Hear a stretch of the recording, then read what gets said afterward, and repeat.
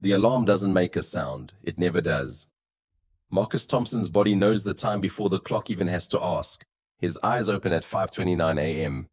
1 minute before the phone would vibrate against the nightstand. It's a small victory, this waking before the machine tells him to. It's proof that he's still in control of something.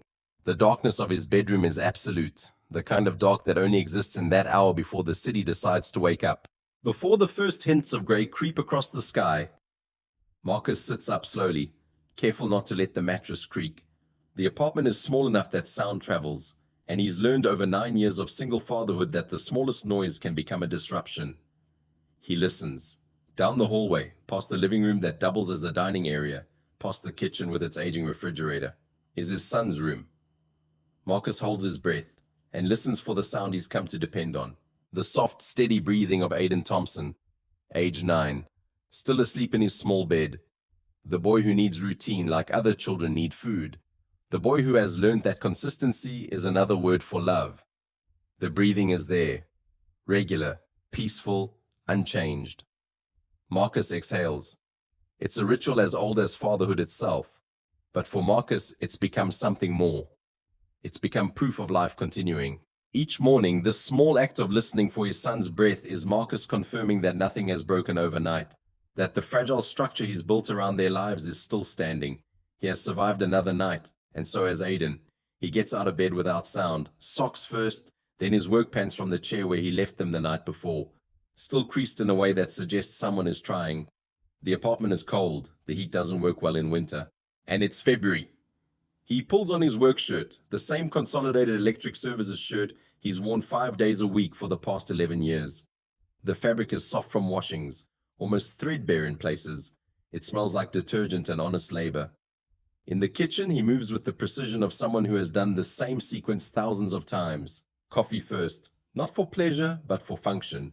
The coffee maker is old, a hand-me-down from his mother, who still lives 3 blocks away, who still doesn't quite understand why her son insists on raising Aiden alone. While the coffee brews, Marcus opens the refrigerator. The blue plate sits where it always sits, on the middle shelf, clean and ready. It's a simple plate. Nothing special. Any plate would work. But 9 years ago, when Aiden was diagnosed with ADHD, when the world suddenly came with a list of accommodations and specific needs and sensory considerations, the blue plate was the one Aiden had chosen. Not green, he'd said with absolute certainty. Not red. Blue. Children are honest about what they need. Marcus has learned to listen. He pulls out eggs, butter, the blue mug for orange juice. Aiden drinks from the blue mug. Has done so for 3 years now. Won't drink orange juice from any other vessel. Marcus doesn't question this anymore. He respects his son's mind in a way that the school seems unable to do. The teachers see a child who can't focus. Marcus sees a child whose mind works differently. Faster in some ways, requiring structure in others. It's not a problem to be fixed. It's a pattern to be understood. Scrambled eggs, no seasoning. Aiden doesn't like unexpected flavors. 2 pieces of toast.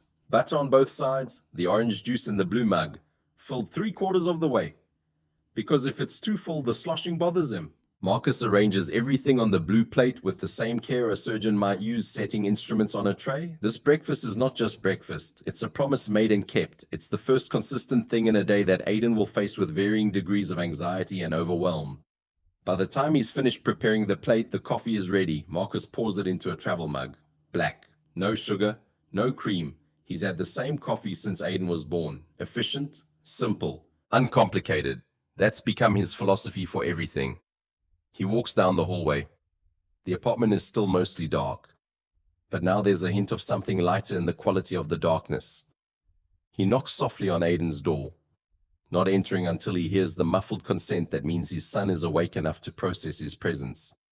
Aiden is still in bed, buried under the specific arrangement of blankets that helps calm his nervous system. The boy's dark eyes track Marcus's movement as he enters, setting the blue plate and blue mug on the small desk, where Aiden will eat breakfast before school. "Good morning, buddy," Marcus says softly. "We've got the breakfast you like. Toast, eggs, and your juice." Aiden nods. He's not fully verbal in the morning, another thing the school doesn't understand, but which Marcus has learned to accommodate.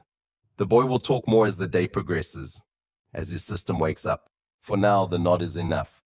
After breakfast, you'll get dressed in the clothes we picked out yesterday. Same as always. Then we'll go through the schedule so you know what today looks like. Okay? Another nod. Marcus reaches out and touches his son's shoulder. Not a full hug, because sometimes touch is overwhelming for Aiden. And then he steps back. He's learned to respect his son's space, his nervous system, his particular way of moving through the world. This is what loving a child with ADHD looks like. Not the glossy magazine version of parenting. This version. Patient, consistent, unglamorous. He stands in the doorway for a moment, watching Aiden carefully swing his legs out of bed and pad over to the desk. The boy is small for 9, still carrying the frame of someone younger. His dark skin is still creased from sleep, his eyes not yet fully focused, but he's moving, he's functioning, he's here. Marcus has learned not to take these things for granted. As he walks back to the kitchen, Marcus passes the living room where bills sit in a neat stack on a table he bought from a thrift store 6 years ago. The electricity bill, the water bill, the tuition for Bright Horizons, the specialized learning center where Aiden goes 3 afternoons a week to work with a therapist named Dr. Elena Richardson. The tuition takes up nearly 60% of his monthly take-home pay. The apartment takes up another 30%. That leaves 10% for food, gas, therapy supplies, the medical care that his son needs to thrive in a world not built for minds like his. Most people would say this is poverty. Marcus has stopped using that word. There's no time in his vocabulary for that kind of language anymore. There's only what needs to happen, and how he'll make it happen. He sits at the kitchen table with his coffee and waits. In 10 minutes, he'll hear Aiden finish eating. In 15, the boy will emerge from his room wearing the specific clothes they've chosen, clothes that don't have itchy tags, that aren't too tight, that don't have unexpected textures. In 25 minutes, they'll go through the visual schedule Marcus created years ago. Pictures of Aiden getting ready, getting in the car, arriving at school, the sequence of classes, the afternoon therapy session, the return home, dinner, homework time, bed. Aiden doesn't like surprises, neither does Marcus anymore. This life, this small, careful, predictable life, is what he's chosen. It's what he's built. 9 years ago, when his marriage ended, when his wife had made it clear that raising Aiden alone was beyond her capacity, Marcus had made a decision without really deciding. He simply began showing up every single day, no excuses, no days off. He was the only thing standing between his son and a system designed to label him as broken. He's 38 years old and has not done anything impulsive in nearly a decade. He works the night shift as an electrician for the city's Department of Electrical Infrastructure. The job is stable, the hours are punishing, the pay is enough. As long as enough doesn't require too precise a definition, he maintains the electrical systems that keep the city functioning, transformer relays, circuit boxes, underground conduits.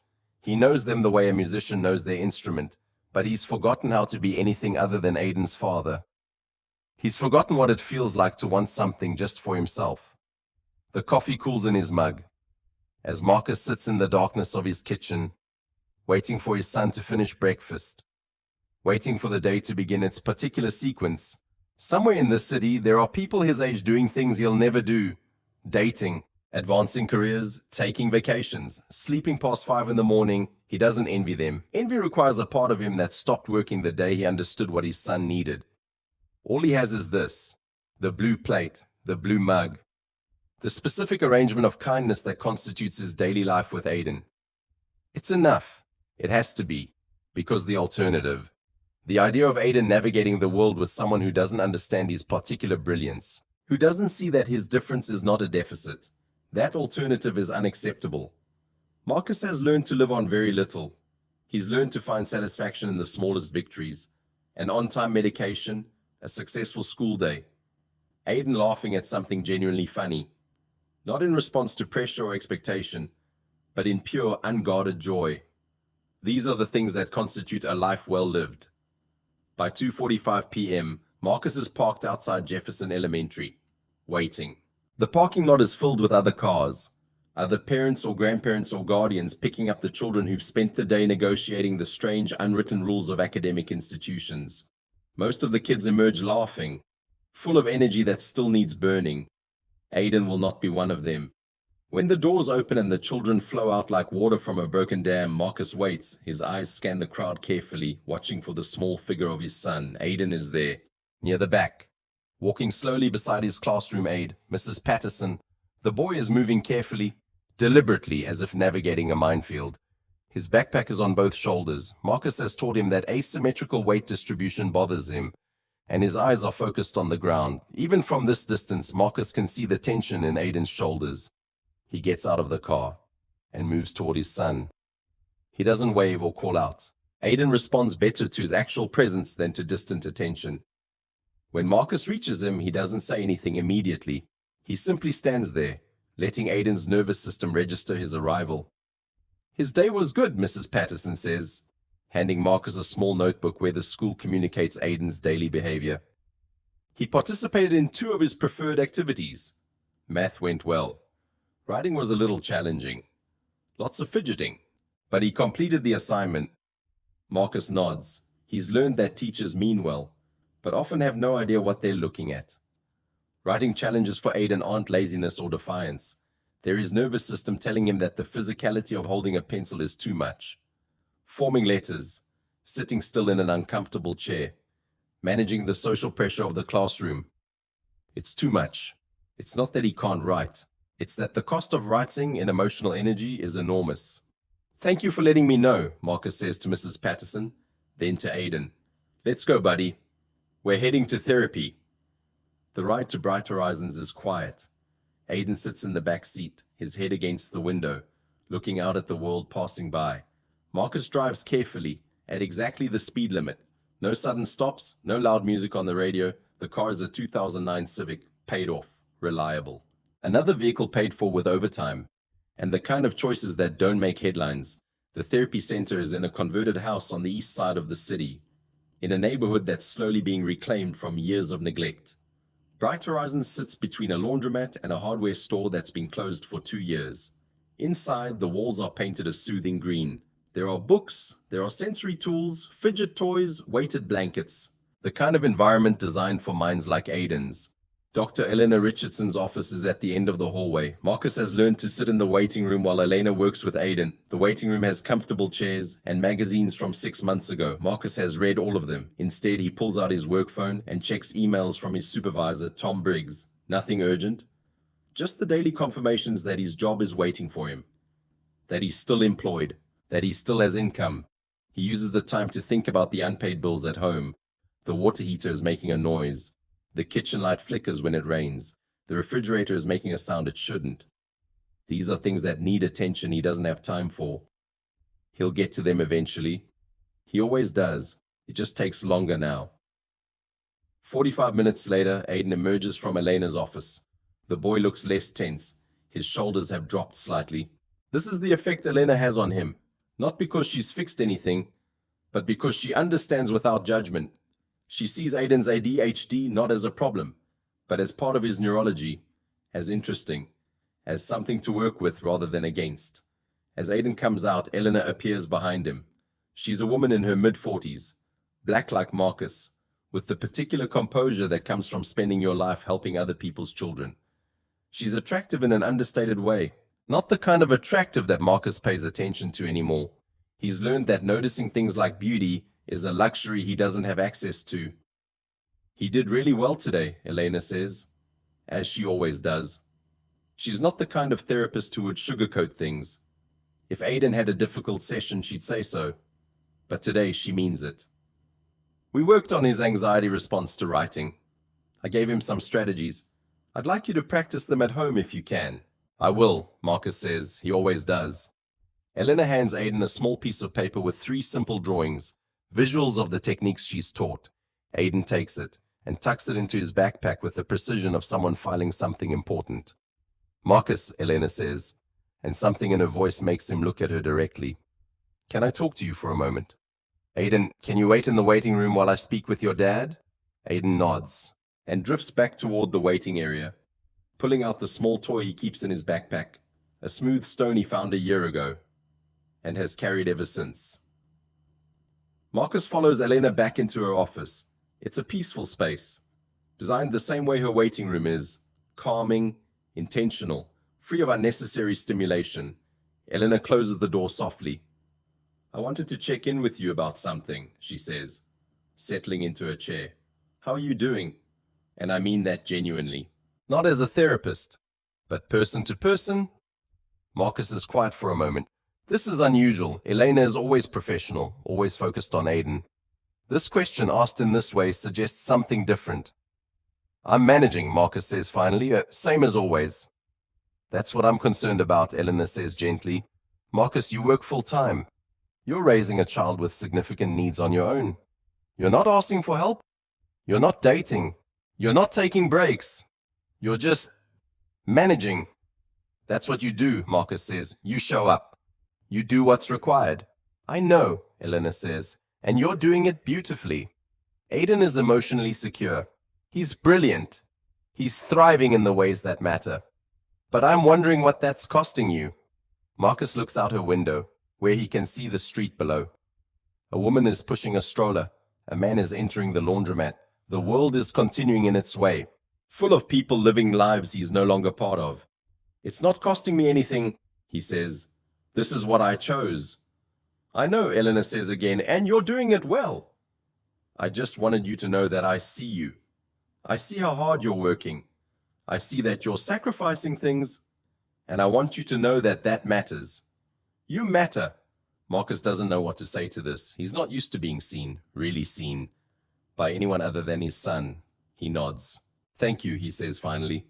You're welcome, Elena says, but I mean it. Come back next week. We'll keep working with Aiden, but I'm also keeping an eye on you. 3 weeks later, on a Tuesday afternoon that's identical to every other Tuesday afternoon, Marcus receives an envelope in the mail. It's legal-sized, official, the kind of envelope that contains decisions rather than communications. He opens it at the kitchen table after Aiden is asleep. His hands don't shake. His mind doesn't race. He simply reads the words, understanding them even as he wishes he doesn't. Victoria Ashford, his ex-wife, has filed a motion for primary custody. She's claiming that Marcus, earning $48,000 annually as a city electrician, is unable to provide adequate education for their son. She's claiming that the apartment they live in is below standard. She's claiming that Aiden would benefit from the resources she can provide. The private school education, the tutoring, the elite environment. She wants him in boarding school, not some local private institution, but a boarding school 2 hours away, where Aiden would live dormitory style, away from his father, away from the only consistent presence he's ever known. Marcus reads the legal document twice. The language is precise and cold. The accusation is that he's an inadequate parent, not explicitly stated, but written in every word choice, every framing, a struggling father. A man doing his best, but whose best isn't good enough. The hearing is scheduled for 60 days from now. Marcus folds the document and places it on the table. He sits in the darkness of his kitchen and tries to understand what has changed. They've been divorced for 3 years. Victoria has never shown particular interest in Aiden. She was the one who'd left, who'd said, I can't do this version of things, who'd decided that raising a child with special needs was beyond her capacity. But money changes calculations. Status changes calculations. Victoria has remarried to a man named David who owns a real estate development company. She's moved into his house on the hill, the one with the view of the city. She's probably realized that having a son is an accessory that would benefit her image. Or maybe she genuinely believes what she's written. That boarding school is better for Aiden. Either way, Marcus is in a position he hasn't been in since his son was born. He's in a position where he might lose him. The next day he calls Elena. His hands shake a little when he does. I need some advice, he says, not as Aiden's therapist, as someone who knows him. If he went to boarding school, what would happen? Elena is quiet for a long moment. When she speaks, her voice is very careful. It would be devastating, she says. Aiden needs consistency and presence. He needs his one stable person, which is you. Boarding school would essentially be asking him to manage his neurology, his anxiety, his attachment needs, all without his primary support system. It could be very harmful. His mother is trying to get custody, Marcus says. She wants him in boarding school. Another silence. Then, why would she do that? I don't know, Marcus says, but she's serious. I have a hearing in 2 months. Marcus, Elena says, And now her voice has changed. It's sharper, more focused. You need a lawyer. A good one. You need to document everything. His progress. His needs. The relationship you two have. You need to fight this. I don't have money for a lawyer, Marcus says. Then you need to figure it out, Eleanor says, because what she's proposing isn't in Aiden's best interest. And a court needs to understand that. That evening, Marcus tells his mother what's happening. She comes over, bringing a casserole he won't have time to eat, and sits at his kitchen table with her hands folded in front of her. This is ridiculous, his mother says, which is her way of offering support. You're a good father. Everyone knows that. Does everyone? Marcus asks. Or am I just invisible? His mother doesn't answer, because they both know the truth. He's been invisible his entire adult life. He's been the man who shows up, who does his job, who raises his child. He's been present in the way that presence is so consistent it becomes background. Nobody notices, nobody marks his constancy as remarkable, because it's just what he does. But in a courtroom with lawyers and judges and official language, that invisibility becomes a problem. The law doesn't reward consistency. It rewards narratives. It rewards the ability to perform the role of good parent, rather than actually being one. Marcus goes to work that night and climbs electrical poles in the darkness, checking transformers and relay boxes, and tries not to think about the fact that he might be doing this for the last time, trying to maintain a stable life for a child who won't be part of it much longer. The courthouse is a building designed to intimidate people like Marcus. It's all white stone and echoing hallways, and the particular coldness that comes from too many important decisions being made within its walls. Marcus sits in his work clothes, because he owns nothing else that's presentable. The hearing is on a Friday, which means he's losing a day's wages. The lost income hurts. Every dollar is accounted for, but the alternative is not showing up, which is not an option. Victoria arrives wearing a suit that costs more than Marcus makes in a month. She has a lawyer, a woman named Sarah Chen, who has the kind of composed confidence that comes from knowing you represent the side that the system is built to protect. Victoria herself looks sympathetic. Her eyes are sad. Her posture is one of reluctant necessity. She's not a villain in this story. She's a concerned mother trying to give her son every advantage. Marcus's lawyer is court-appointed, a tired man named David Morales, who is handling 20 other cases simultaneously, and has prepared for this hearing in approximately the time it took Marcus to drive here. Morales is not incompetent, but he's also not invested. He's doing a job. It's Marcus's job to figure out how to make that job matter. The judge is a white man named Harrison, 50-something, with the particular bearing of someone who has spent his career deciding the fates of people unlike him. He doesn't look at Marcus directly, not hostility, just a kind of professional distance that suggests this is one case among hundreds. Ms. Ashford, Judge Harrison says, I've reviewed your filing. You're requesting primary custody of Aiden Thompson and placement in Ashford Academy, is that correct? Yes, Your Honor, Victoria's lawyer responds. My client believes that the child would significantly benefit from a structured, academically rigorous environment.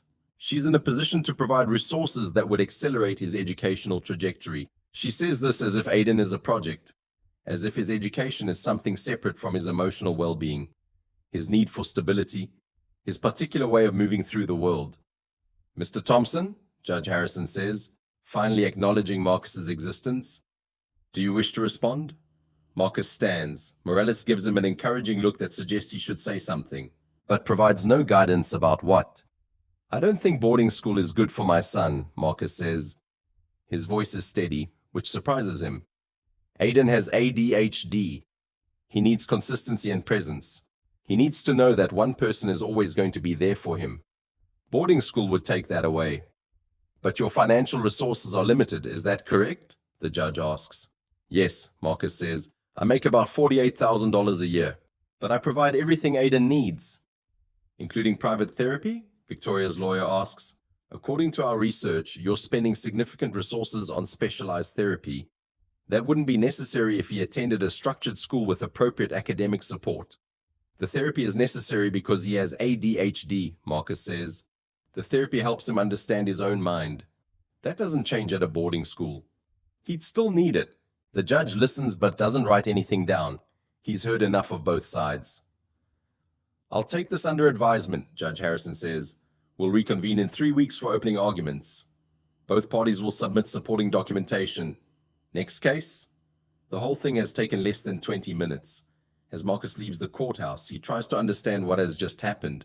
He's made his argument, but he's also aware that his argument is thin. He has no lawyer aggressively defending his position. He has no documentation of Aiden's emotional needs. He has love and presence and a deep understanding of his son's particular neurology. But the court doesn't measure parenting in those things. In the courthouse hallway, Victoria approaches him. She's no longer performing sadness. Now she's confident, almost gleeful. "This will be over soon," she says. "Aiden needs more than you can give him, Marcus. Ashford Academy will give him opportunities. A real education. A future." Marcus doesn't respond. Responding would require words, and words require energy. And he has very little of that left. "You can visit," Victoria says, as if offering charity. "Weekends." "Maybe." She walks away, her lawyer beside her, talking about next steps and documentation. They disappear down the hallway. And Marcus is left standing alone in the echoing space. Other people pass him, lawyers, other litigants, other people with their own custody battles, their own losses, their own moments of standing in a hallway realizing that the system doesn't care about your particular circumstances. Marcus feels them looking at him, with pity, with judgment, with the assumption that anyone here who isn't dressed in expensive clothing must be the guilty party. He drives to Aiden's school and picks him up early. The boy is confused by this disruption to routine, anxious about the change to the schedule. "Something happened today," Marcus says carefully, "but you don't need to worry about it, okay? You're going to stay with me. Nothing is going to change that." It's a lie, and Marcus hates lying to his son, but the truth, that there's a legal possibility he might lose him, is not something a 9-year-old should have to carry. That night, Aiden has an anxiety attack. It's not dramatic. Aiden's anxiety really is. It's quiet, internal, manifesting as trembling and difficulty breathing, and a kind of frozen stillness that suggests his entire nervous system is in crisis mode. Marcus sits beside him until midnight, not touching him but present, simply breathing in the same rhythm, allowing his presence to be a kind of anchor. He doesn't try to fix it, he doesn't try to explain it away. He just sits there, in the darkness, with his son and waits for the panic to pass. By the time Aiden falls asleep, Marcus is exhausted. In a way that has nothing to do with physical tiredness, he's terrified. For the first time since becoming a father, he's genuinely afraid that he might not be enough, that the court might decide he's inadequate, that his love and presence and consistent showing up every single day might be deemed insufficient. He sits in the kitchen after Aiden is asleep and allows himself to cry. The next morning, Marcus takes Aiden to therapy as scheduled. His hands are shaking slightly as he drives. Aiden notices but doesn't comment. The boy is withdrawn, still processing yesterday's emotional experience. In the waiting room, Elena comes out before the session starts. "I can tell something's wrong," she says simply. "What happened?" Marcus tells her. The words come out carefully, almost clinical, but Elena hears the fear underneath them. "Marcus," she says, and her voice is different than he's heard it before. It's sharper, more personal. "You need help. You need someone in your corner who actually knows Aiden and can speak to what he needs." "I can't afford a good lawyer," Marcus says. "Then you need to be your own lawyer," Elena says. "You need to document everything. His progress, his needs, his attachment to you. You need evidence that you're not just adequate. You're exceptional." "How do I do that?" Marcus asks. "I can help," Elena says. "I can provide a detailed assessment. But Marcus, you have to fight this. Because if Aiden goes to boarding school, it will harm him. Not because boarding schools are bad, but because he needs you. He needs the stability of knowing that you're the constant in his life." Marcus looks at her, and for the first time in years, he feels seen, not as a father trying his best, but as a person who is doing something remarkable, something worthy of protection and defense. "I don't know where to start," he says. "Start by getting a consultation with a lawyer," Elena says, "even a pro bono one.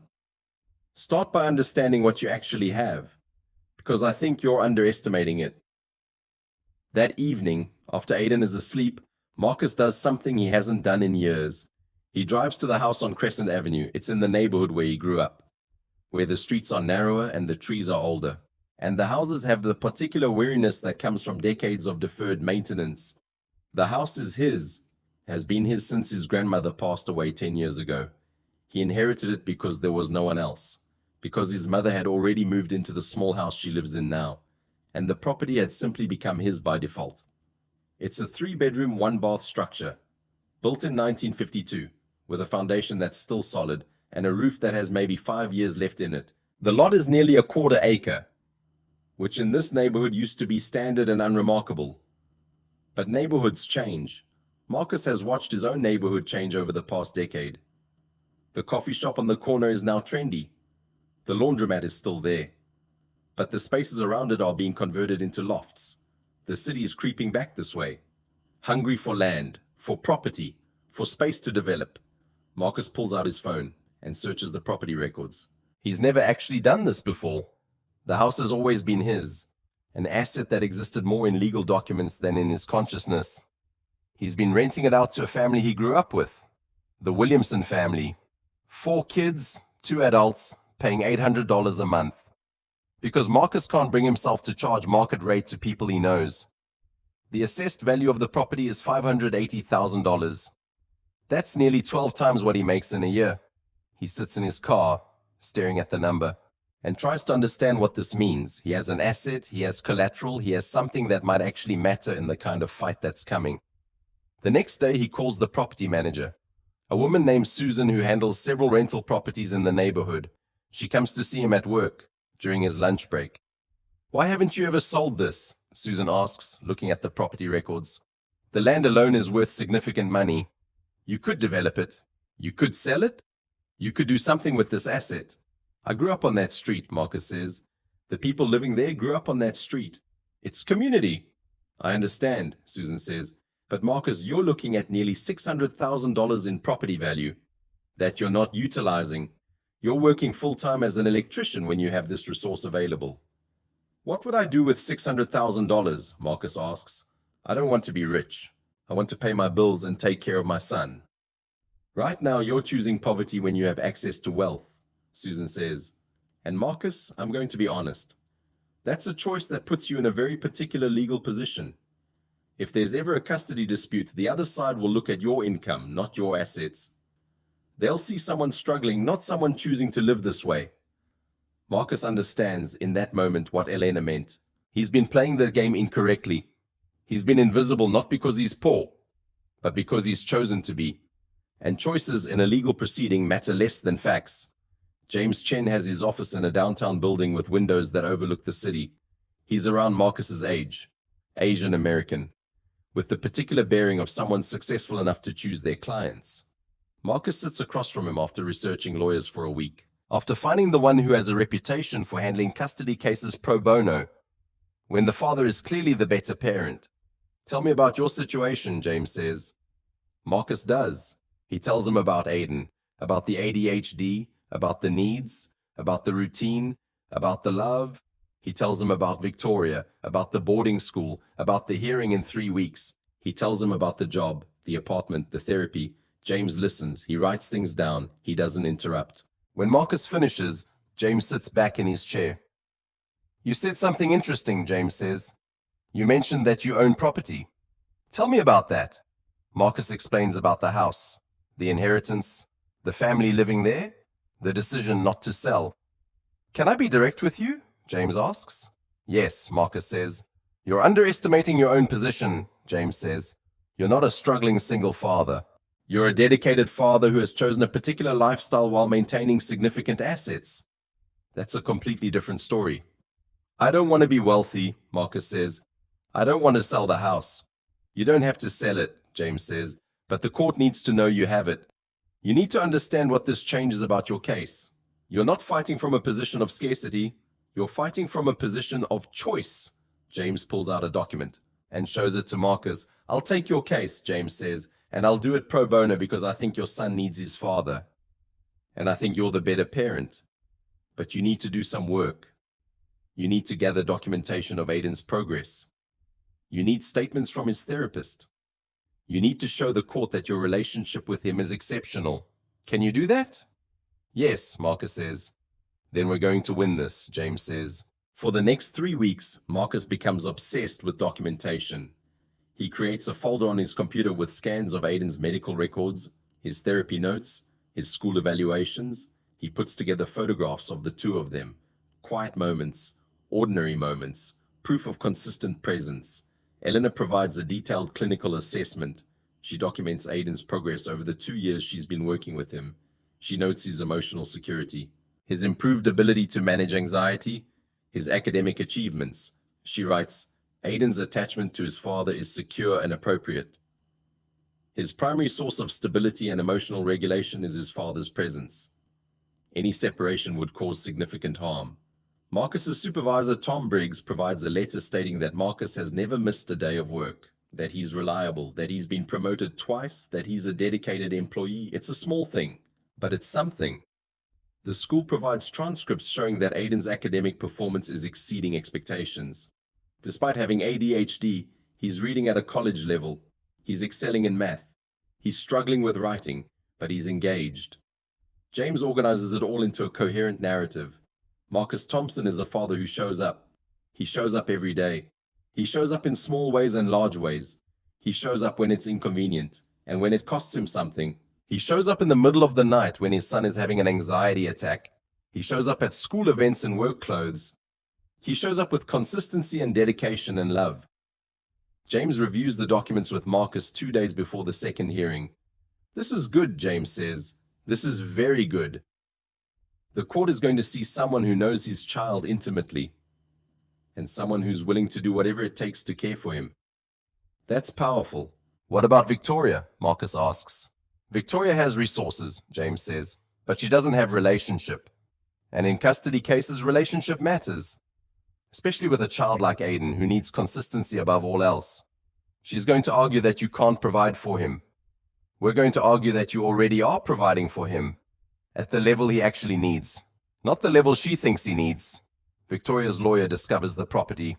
Marcus doesn't know how. Perhaps James's initial filings mentioned it, or perhaps it's simply discoverable information. Either way, Victoria's strategy shifts immediately. She files a new motion claiming that Marcus is hiding assets, that his claims of financial struggle are fraudulent, that he's maintaining a false narrative of scarcity to manipulate the court. She hires an investigator who documents that Marcus has been renting the property below market value, suggesting that he's either incompetent at financial management or deliberately creating a false appearance of inadequate income. The local news picks up the story. A headline appears, "Wealthy single father hides assets while fighting over son's custody." The framing makes Marcus sound like a liar. The framing makes his choice to rent below market to people he knows sound like financial incompetence. Marcus sees his name in the news and feels something shift. He's no longer invisible. He's visible, but he's visible in the wrong way. He's visible as a villain. Aiden sees the headline too. Some kid at school must have mentioned it, or a parent said something within earshot. By the time Aiden gets home, he's anxious and confused. "The news said bad things about you," he says, his voice small. "The news got it wrong," Marcus says. "That's what happens sometimes. But don't worry about it, okay? The court will figure out what's true and what's not." He's lying again. He is beginning to understand that he's going to spend the next week lying to his son in an effort to keep him stable. That evening, Elena calls him. "I saw the news," she says. "That's not fair." "It's not," Marcus says. "But maybe it's also, I don't know. Maybe Victoria is right. Maybe I am hiding assets. Maybe I should have used that money to provide more for Aiden. Maybe." "No," Elena says, and her voice is sharp. "Don't do that. Don't start doubting yourself because of what Victoria's lawyer is saying. You made a choice. You chose community over personal wealth. That's a good choice. That's an ethical choice. But now it looks like I'm lying about my income." "I know," Elena says, "but the court will understand. You have documentation. You have statements. You have me saying that Aiden is thriving. The court will understand what you've chosen." 3 days before the second hearing, Elena contacts James directly. "I need to testify," she tells him. "I need to provide a statement that will be binding. I need to be explicit about what Aiden needs and what would happen if Marcus lost custody." James meets with her in her office. She shows him her clinical assessments, her documentation of Aiden's progress, her detailed analysis of the child's particular neurology and emotional needs. "I'm willing to state under oath that boarding school would be emotionally harmful to Aiden," Elena says. "I'm willing to stake my professional reputation on the fact that this child needs his father." Not a boarding school. That's significant, James says. You understand what that means? If the court rules against Marcus, it's a public statement that you were wrong about a child's psychological needs. That could impact your credibility. I understand, Eleanor says. I'm not wrong. Aiden needs his father. And I'm not going to sit quietly while a court decides otherwise based on incomplete information. She pauses. Also, I'm doing this for Marcus too, not just for Aiden. James notices something in the way she says this, something beyond professional commitment, but he doesn't comment. The night before the hearing, Eleanor calls Marcus. I'm going to testify tomorrow, she tells him. I'm going to tell the court that Aiden needs you. I'm going to be very clear about that. Elena, you don't have to do this, Marcus says. If the court rules against you, it could hurt your practice. I know, Eleanor says. I'm doing it anyway. Why? Marcus asks. Because, Eleanor says, you're worth fighting for. Both of you. And someone needs to say it. The night before the hearing, Marcus doesn't sleep. He sits in the darkness of his kitchen and runs through testimony in his head. He thinks about what he'll say, how he'll say it, what the judge will understand, and what he'll miss. Aiden is asleep, unaware of the hearing, unaware that his entire life might change tomorrow. Marcus tries to pray. Though he's never been particularly religious, he tries to find some kind of framework for understanding what's happening. But there is none. This is just his life. Suddenly uncertain, suddenly dependent on lawyers and judges, and people he doesn't know. At 5:29 a.m., as always, he wakes before his alarm. He listens for Aiden's breathing. The boy is asleep still, his breathing steady and regular, the sound that has anchored Marcus for 9 years. Marcus gets up and makes breakfast.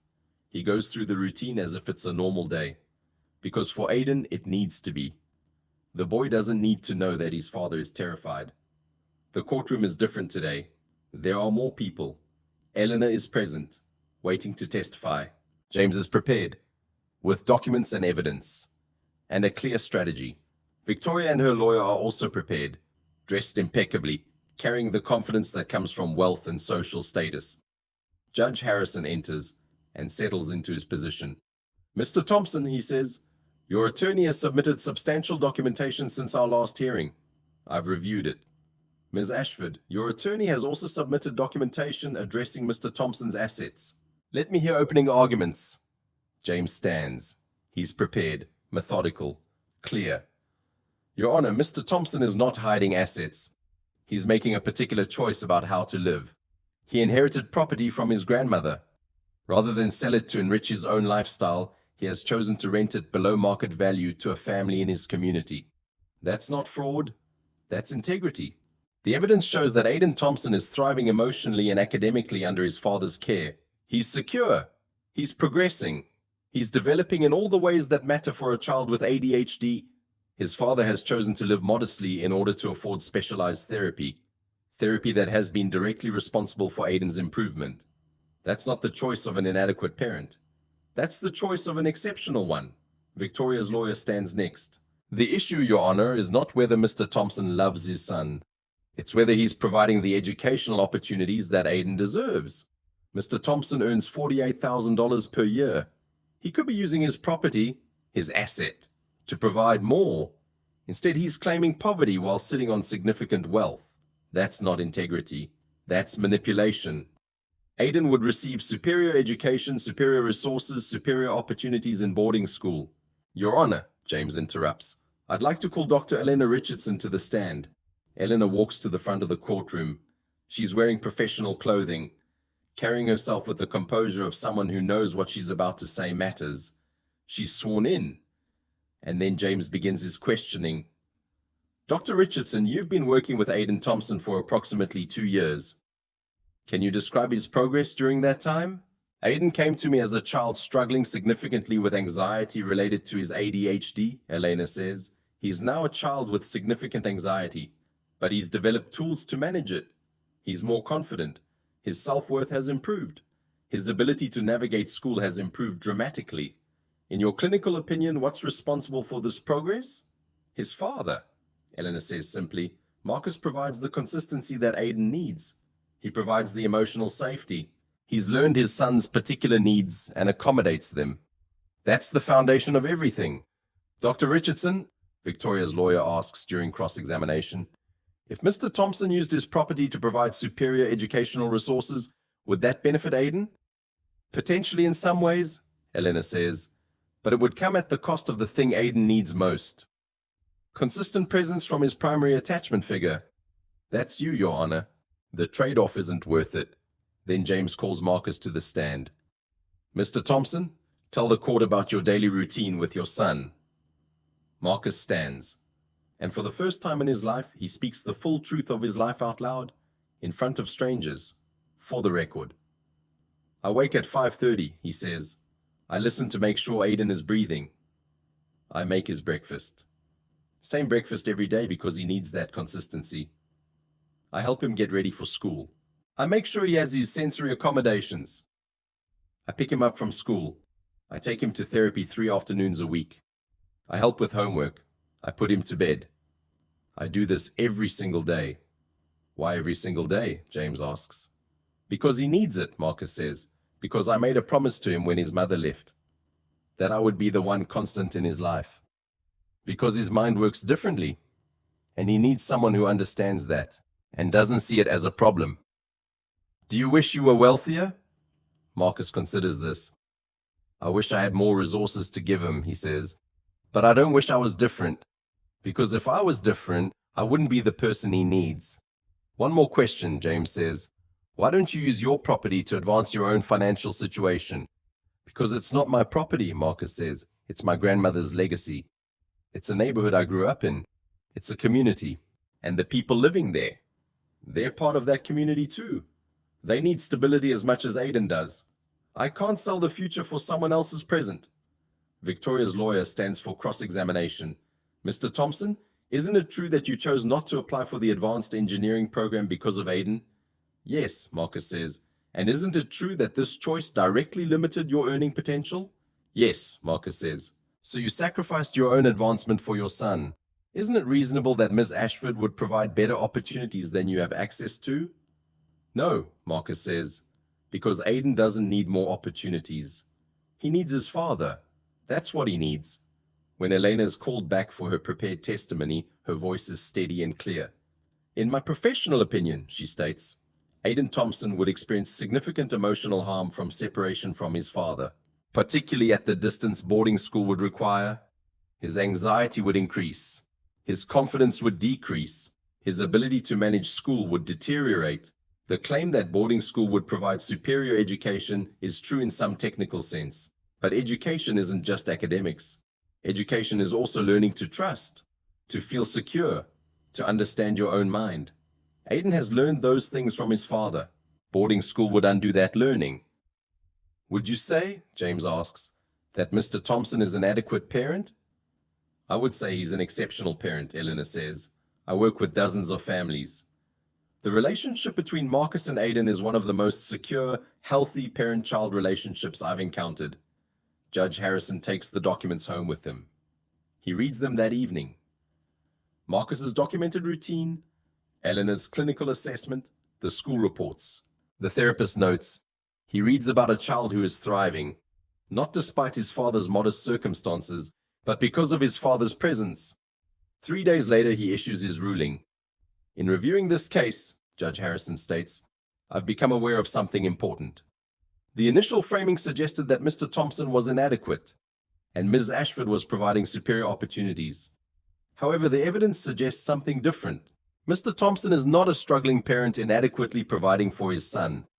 He's a dedicated parent who has made specific choices about how to live in order to prioritize his son's emotional and psychological needs.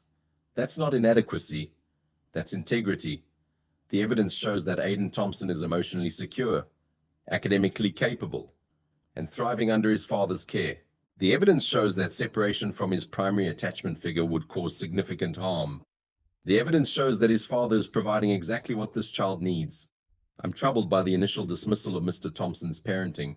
It reflects a bias in this court toward visible wealth over demonstrated love. I'm correcting that today. Custody of Aiden Thompson remains with Marcus Thompson. Ms. Ashford's request for placement in boarding school is denied. Visitation will be arranged as both parents determine appropriate, but the primary residence remains with the child's father. I want to note for the record that Mr. Thompson's choice to maintain his property as community housing rather than a personal asset is evidence of his character. His choice to live modestly despite having significant assets is evidence of his values. This court recognizes and respects that choice. Marcus hears the words and doesn't move. He doesn't celebrate. He doesn't cry. He simply exhales, like that morning breath, like proof that another day has been survived. Eleanor looks at him, and their eyes meet. Something passes between them. Recognition, understanding, the particular bond that comes from fighting something together. Aiden is waiting in the hallway. Marcus finds him and tells him that everything is okay, that he gets to stay, that they're staying together. Aiden doesn't understand custody disputes or legal proceedings. He just understands that his father is still there, that nothing has changed, that the world is still stable. Outside the courthouse, people approach Marcus. Eleanor comes toward him, and for a moment they simply stand there. The victory is real, but it's not the kind of victory that comes with celebration. It's the kind that comes with relief, with recognition that what was almost broken has held. I'm proud of you, Eleanor says. Thank you for what you did, Marcus says, for testifying, for believing in us. I didn't do anything except tell the truth, Eleanor says. But Marcus, you did the hard part. You showed up. You showed the court exactly who you are. There's a pause, and then Eleanor adds, Can I buy you coffee? You look like you could use something that isn't terrible apartment coffee. Marcus hesitates. He's not used to doing things just for himself, just for pleasure. But Elena is standing there, and she's not his child's therapist right now. She's just a person who understands him. Okay, he says. The weeks that follow aren't dramatically different from the weeks before. Marcus still wakes at 5:30 a.m.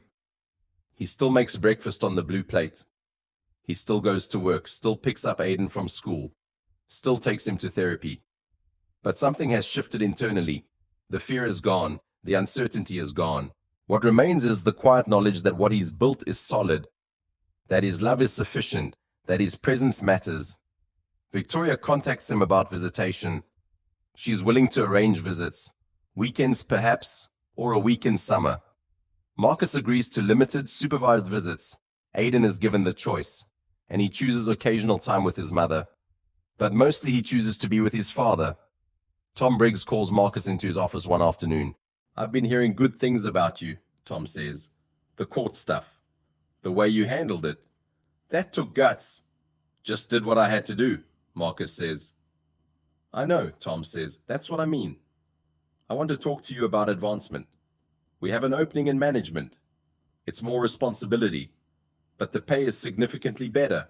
Interested? Marcus thinks about it. He's never felt like advancement was an option for him. But now he understands that options exist. Some take sacrifice, but they exist. I'm interested, he says. Elena invites him to coffee again. This time it's not about Aiden. They sit at a cafe that Marcus would have never chosen on his own, with coffee that costs more than seems reasonable. And Elena talks about her work and her life. She asks about his plans, about what happens next. I applied for a position at work, Marcus tells her. Better pay. Might be able to give Aiden more. More what? Elena asks. I don't know, Marcus says. Options, I guess. Choices. He has choices, Elena says. He has you. That's the most important choice. But Elena is smiling when she says this, and there's something in her eyes that suggests she's not just talking about Aiden anymore. By summer, Marcus and Elena have become something more than professional acquaintances, but less than defined. They see each other outside of Aiden's therapy appointments. Elena meets Aiden for ice cream once, carefully, respecting the boundary between professional and personal. Aiden is observant. Are you dating my dad? He asks Elena directly. Elena glances at Marcus, who gives a small nod. We're getting to know each other, Elena says carefully. Would that be okay with you? Aiden thinks about this with the seriousness he brings to all important decisions. Yeah, he says, that's okay. You're nice. It's not a declaration of love, but it's acceptance. It's permission. Months later in the fall, Aiden's school holds its autumn family event. Marcus attends like he always does, wearing his work clothes because that's what he owns. Elena is there too, not as his therapist anymore, but as someone who matters to him, someone whose presence is welcomed. They stand together watching Aiden read his essay for a class assignment. The topic was My Hero, and Aiden has chosen to write about Marcus. My hero is my dad, Aiden reads aloud, his voice hesitant but determined. He wakes up early every day. He makes me breakfast the same way because he knows I like that. He listens to me. He doesn't think my brain is broken. He just thinks my brain is different. He comes to all my school things. He goes to all my therapy appointments. He sits with me when I'm scared. He doesn't leave. That's my hero. That's why I chose him. Marcus feels something in his chest shift. He's never heard his own life described by someone else. He's never heard his choices validated in that way. He's never heard his presence named as heroic. Elena squeezes his hand. Aiden finishes reading and looks out at the audience. His eyes find his father, and they lock. No words are necessary. The essay has said everything. After the event, they go to dinner together. Marcus, Aiden, and Elena.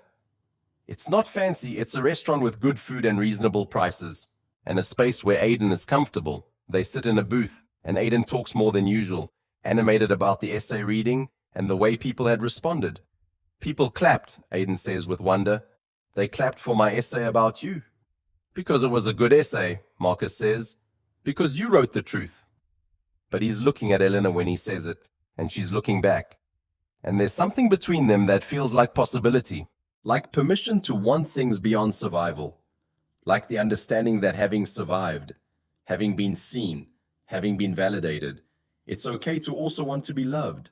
6 months later, Marcus sits in the office of a local journalist who is writing a piece about family courts and custody bias. What I want people to understand, Marcus says, is that there are thousands of fathers like me, men who show up every single day, men who sacrifice everything for their children, men who love deeply and quietly and consistently. And the system, it doesn't see us. It sees our income level. It sees our education. It sees our visible status. It doesn't see the actual relationships we've built. It doesn't see the hearts we've devoted to our children. Do you think your case changed that? The journalist asks. I think my case is one tiny moment, Marcus says. It's one instance where the court was forced to actually look at a relationship instead of just its surface appearance. But I don't think it changed the system. The system still looks at men like me and assumes inadequacy. It still assumes that wealth provides better parenting than presence. It assumes that my modest apartment is evidence of failure, when actually it's evidence of choice. What would you want people to know? The journalist asks. I'd want them to know that love isn't about money, Marcus says. I'd want them to know that showing up day after day is a form of strength. I'd want them to know that when a child needs consistency, they need presence above all else. I'd want them to know that there are thousands of fathers like me, and we deserve to be seen. The article is published 2 weeks later. It's more generous to Marcus than he expects. A local school district asks him to speak to teachers about ADHD and parenting. A nonprofit reaches out asking him to volunteer as a mentor for single fathers. His life, once small and invisible, begins to expand, but the core of it remains unchanged. He still wakes at 5:30 a.m. He still makes breakfast on the blue plate. He still listens for his son's breathing and is grateful for another day of being needed. Aiden thrives. The anxiety decreases. His confidence increases. He joins the school's debate team, channeling his particular mind into something that rewards precision and attention to detail. His teachers comment on his growth, his resilience, his remarkable sense of self-worth for a child his age. That's because he knows he's loved, Elena says once, watching Aiden present at a school event. She's no longer his therapist. Marcus found another therapist for Aiden to avoid the conflict of interest. But she's become something more significant. She's become family. By the following year, Elena has moved into the apartment. It's small, but they make it work. Aiden has adjusted to the change with the seriousness he brings to all adjustments. He's asked directly if Elena is going to stay. When Elena says yes, he nods, accepting this new permanent element. Marcus has been promoted twice at work. His salary has doubled. He still rents the property below market. But now he has the resources to do so as a true choice rather than a limitation. He's talking about going back to school himself, about finally pursuing that engineering degree he abandoned years ago. Elena encourages him. Aiden, with characteristic practicality, asks, "Will you still do breakfast?" "Always," Marcus says. The blue plate sits on the shelf in the kitchen, worn now, chipped in one corner, but still blue. It's a small object, but it contains an entire philosophy of parenting. It contains the understanding that children aren't problems to be solved, but people to be understood. It contains the knowledge that presence matters more than presents.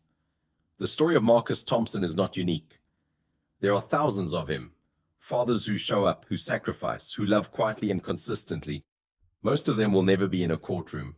Most of them will never have their parenting validated by a judge. Most of them will simply continue, day after day, being the foundation their children need.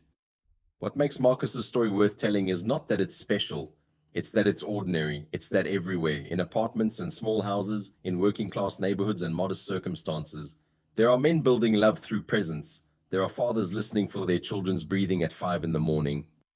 There are parents making the same breakfast in the same bowl, understanding that consistency is a form of poetry. The system doesn't always see them. The law doesn't always protect them.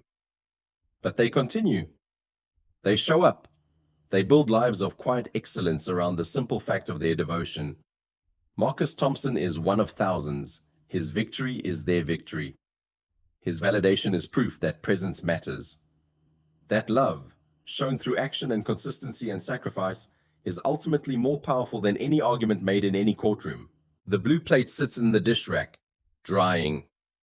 Tomorrow morning at 5:30 a.m., Marcus will wake before his alarm. He'll listen for his son's breathing. He'll make scrambled eggs, no seasoning, and toast with butter on both sides. He'll pour orange juice into the blue mug, and in that simple repetition, he'll confirm once again that he's still here, that he still matters, that the love he built through 9 years of showing up is still standing. That's what parenting looks like when you understand what actually matters. That's what a man looks like when he's finally been seen,